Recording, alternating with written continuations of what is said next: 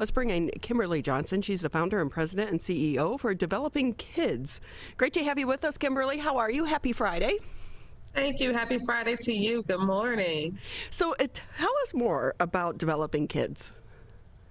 Well, Developing K.I.D.S this year, this past June, we celebrated 15 years of operation in the city of Detroit. Wow, So 15 years.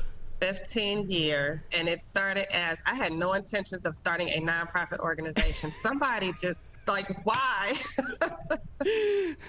And I tell you that it has been quite a journey, one that I have tried to walk away from a couple different times.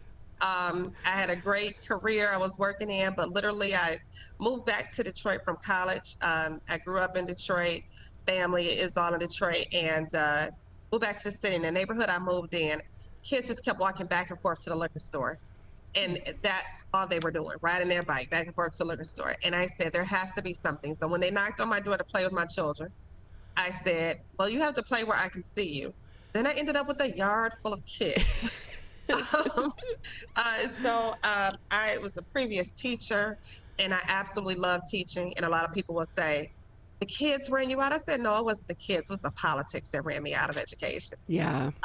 And so I just started trying to develop some type of resolution of, there were two-parent households and working families, and a lot of families felt like you had to leave the city to get quality. Yep. And I said, it shouldn't be that way. And unfortunately, I started the organization, and 6 months later, had a family tragedy, lost my husband, and that was with suicide, mental health. Oh, I'm so sorry. Thank you. Was repeatedly told nothing was wrong with him. And it ended in suicide, but also what could have been a homicide for my own self.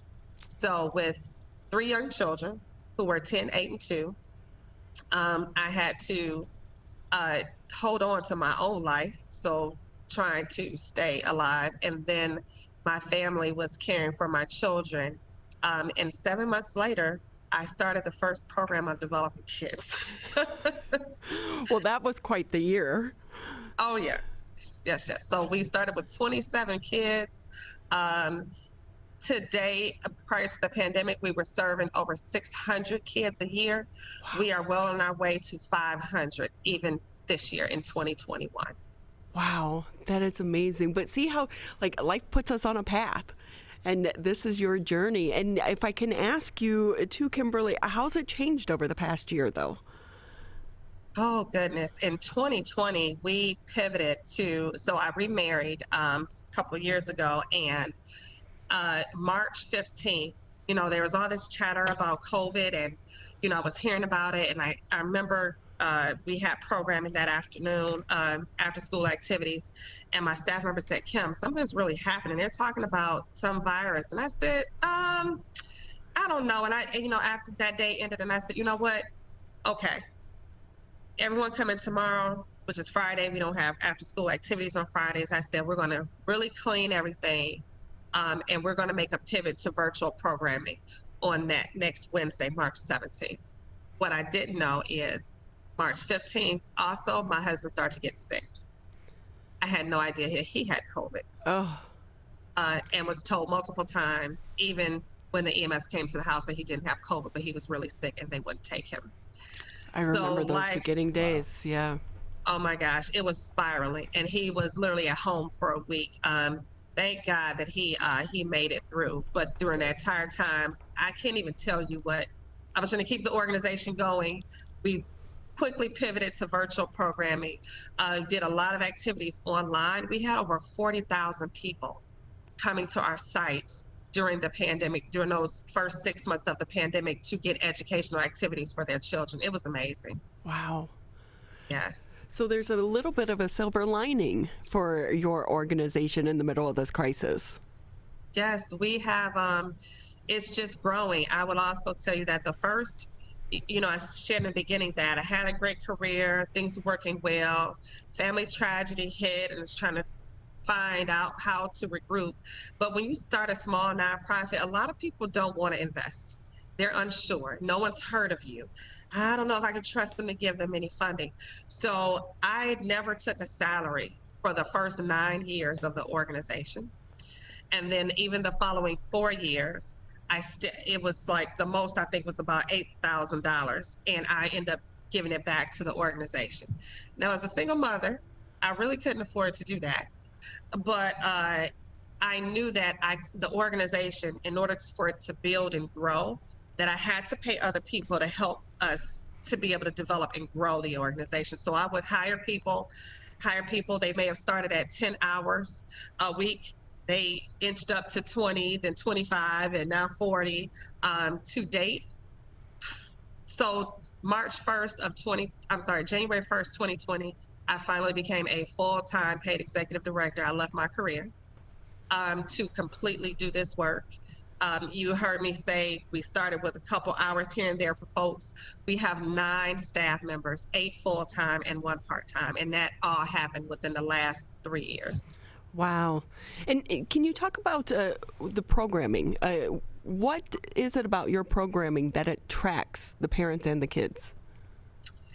One, it has an educational focus. So, after my tragedy happened, I just kept going through a lot of different struggles, and then I moved to Southfield. And one thing I knew is that I wanted children to love to learn. So with Developing Kids, education is embedded all throughout the activities where the kids don't even realize that they're learning because they're having so much fun. And so we do a lot of that work throughout, just specifically, even in the city of Detroit, less than 15%, and this is parts of the pandemic, less than 15% of third graders could read proficiently. So we've always done a lot of work around literacy and preparing children to go into kindergarten.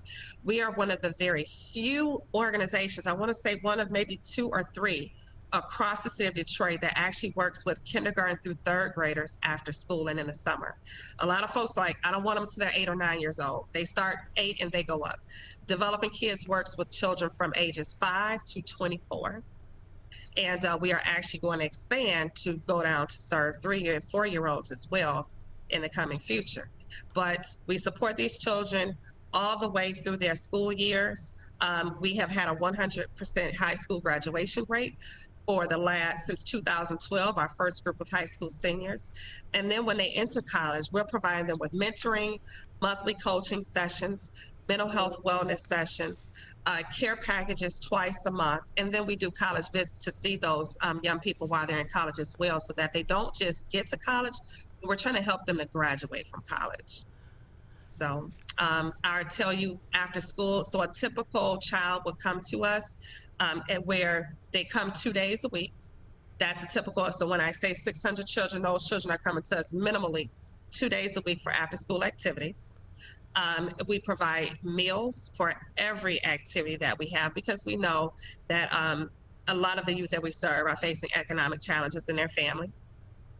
In addition to that, we have and that is for kindergarten through 12th grade. When we have our summer camp, it is for kindergarten through 8th graders, and they come to us Monday through Thursday from 9 to 5, and it doesn't cost a dime. Wow. Educational activities. Yesterday we were at Greenfield Village. They take multiple field trips throughout the summer. There's dance, and there's recreation, and there's all different types of sports, activities all throughout the day. STEAM, we have GM coming the last week of July to do STEAM activities. And then all of these activities are at no cost to our families we are serving. There is no criteria to get into the households, to get into our program activities. It's just come as you are, and we meet you where you are. 88% are from local area of Detroit. Another 12% are from suburbs of Northfield, Novi, Farmington Hills, Southfield, Warren, Michigan. And just like today, right now we have a youth summit happening outdoors with about 75 14 to 24-year-olds talking about entrepreneurship. We have hired 180 youth to work this summer that are earning anywhere from $1,000 to $4,500. Oh, so we do a lot. I'm like just trying to juggle all of that. Again, Kimberly Johnson with us here on the Mega Cast. She's the founder and president and the CEO for the program Developing Kids. It's a nonprofit organization. Where do you get your funding from now, Kimberly? We are so thankful to have funding sources. The Skillman Foundation has been a supporter of our organization for many years in Detroit. Also, the McGregor Fund, they help to fund many of our general operations. We also have had funding from the Fisher Foundation. We have local groups such as the local union, Local 58 Union, who've been regular supporters over the years. We recently won a national grant from the New York Life Foundation. And this year, just a few weeks ago, we were so excited because the ladies of Impact 100 Metro Detroit awarded us their big give, and we won a $100,000 grant. Woo! So yes, I would tell you the majority comes from grant writing. I hate grant writing, but the majority of it comes from grant writing. But we are also building our individual donation base too, donor base, and that's something that I'm really working to do. We just completed a text to give campaign, but it's not too late. People can go to our website and you just text to that number, phone number, and you will be able to donate directly to the organization, a one-time or a monthly giving opportunity. And then we have a couple different fundraisers that we do. I know for so many nonprofits, they've struggled over the pandemic because they couldn't do their normal fundraising efforts. Was that the case with your organization as well? So I tell you, I was very worried. In April of 2020, every last funder that I had a grant application into sent me an email that said, we may not be able to fund you, or it will be significantly low. Oh. We received every last one of those grants at the full amount. Oh. In addition to that, we have our budget. Again, I committed to do nothing but the work of developing kids, walking away from previous career that I had to just do nothing but developing kids at the start of 2020. And we have doubled our revenue since that time. And it has just been just committing to say, you know, it's time. This is a vision that was given to me to do this work. And despite, you know, everything that I went through, it was clear to me that this is the work that I'm supposed to do. And so I honestly, I love it. I love to do this every day. So how many kids have gone through the program since 2007? I will tell you, we're probably, I think it's around 4,000 to 5,000 kids. And I say that of kids, not just of, that doesn't count children where we may have gone to a school and did a couple presentations. I'm talking about children who have come, you know, all through a year.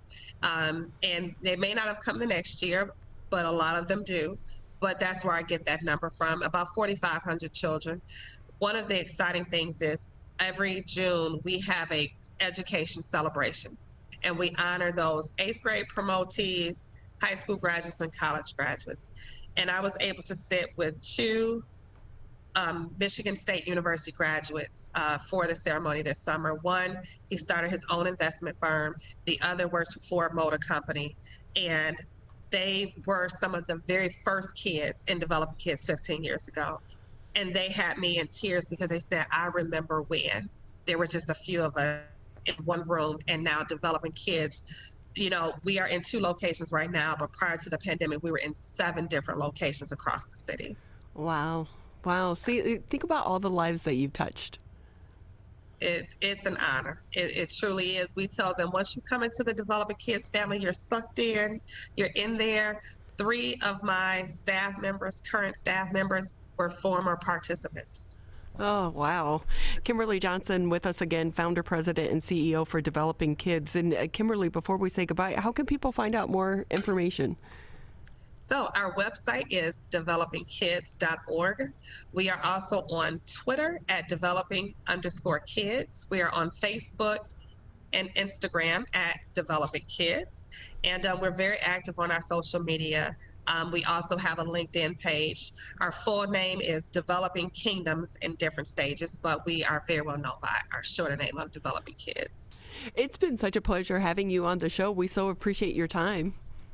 Thank you. It's been a pleasure for me. I am so thankful for the invitation, and I love being here with you. Thank you so much.